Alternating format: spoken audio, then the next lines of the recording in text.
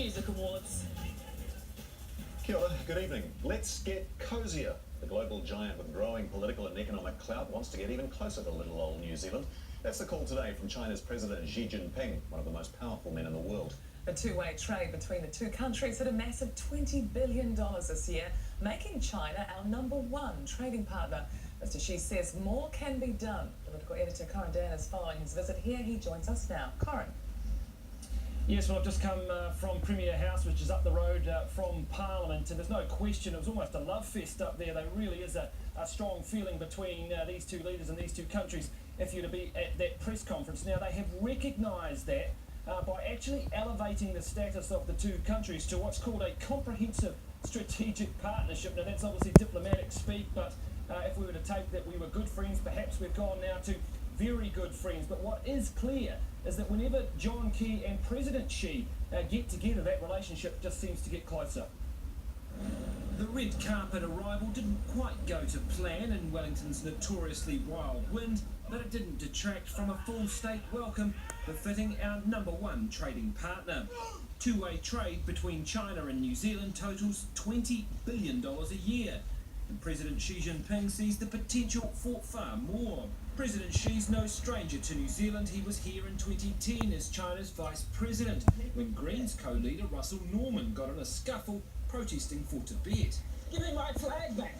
Free Tibet protesters were on hand again today. There's a huge amount of human rights abuses in China at the moment. And so was President Xi's fan club. Today's China, if you still say not free, I don't think they know China. China's still a one-party political system which restricts media and internet freedom.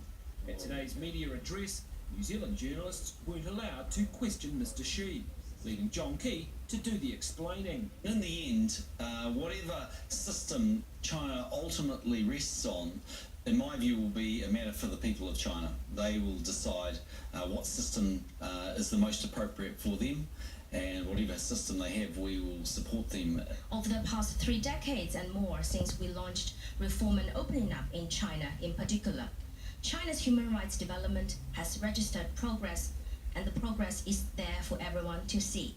Mr. Key and President Xi have met many times over the last few years, and it's clear both men see that our futures are intertwined. My view is we've got a lot of room to move yet before we get anywhere near feeling uncomfortable, but it's important that we channel that investment in areas that New Zealanders are comfortable with and that Chinese people are comfortable with, and works for the benefit of both economies.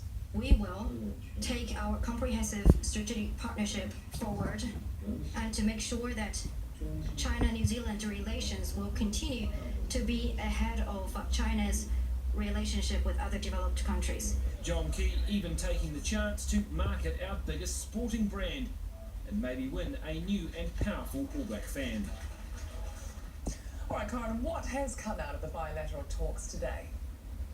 Well, we saw 10 new deals signed between the two countries. Now, these range from the likes of a television deal, which has actually been added into our free trade agreement, right through to deals on Antarctica, climate change, food safety. Now, on that issue of the free trade deal, you will remember, of course, Australia has just signed a deal with China, and that's got a few people nervous that perhaps they've got a better deal. President Xi actually at one point said, look, New Zealand doesn't have to worry about market access and these sorts of things. What it has to worry about is whether it can provide enough to meet Chinese demand. And Corin